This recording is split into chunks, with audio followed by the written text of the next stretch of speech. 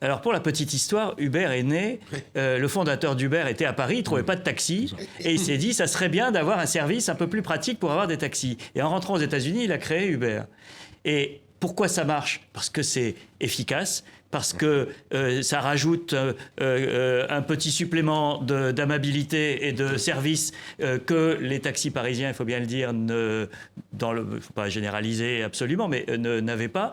Et ils ont trouvé à la fois du côté des usagers une réception formidable et du côté d'une partie de la jeunesse de banlieue, puisque la plupart des chauffeurs sont issus de cette catégorie de la population, une opportunité de rentrer dans la société. Il y a une petite porte qui s'est ouverte pour des gens à qui elle était totalement fermée.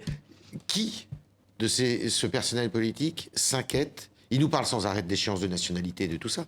Mais qui réfléchit et qui essaye d'anticiper ce que sera cette société de demain pour faire en sorte, parce que c'est jamais tout noir ou tout blanc, pour faire en sorte que la transition entre des métiers qui risquent pour certains de disparaître à petit feu et d'autres de naître, pour faire en sorte que tout ça soit acceptable, accepté, compris par les Français.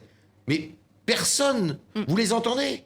Mais Manuel Valls, quelle est sa vision? Qu'est-ce qu'il offre comme vision pour les années à venir à ces différentes catégories? Et là, moi, je pense qu'il y a un vrai problème. C'est qu'on a un Premier ministre qui s'est calé dans un rôle d'ultra-sécuritaire et qui a complètement basté, pardonnez-moi l'expression, sur des sujets d'économie, sur des sujets de révolution de la vie de tous les jours qui sont les plus importants pour les Français. Le spectacle dans Paris de ces files de taxis, alors qu'il y a à peine 2-3 ans, on était toujours notamment le week-end, le soir, en mal de trouver un taxi. Quand vous voyez un samedi soir dans Paris des files de taxis dans les principales stations parisiennes, alors qu'au même moment les VTC sont pleins et que tout le monde appelle le VTC depuis son smartphone, c'est incontestable que la révolution a été énorme.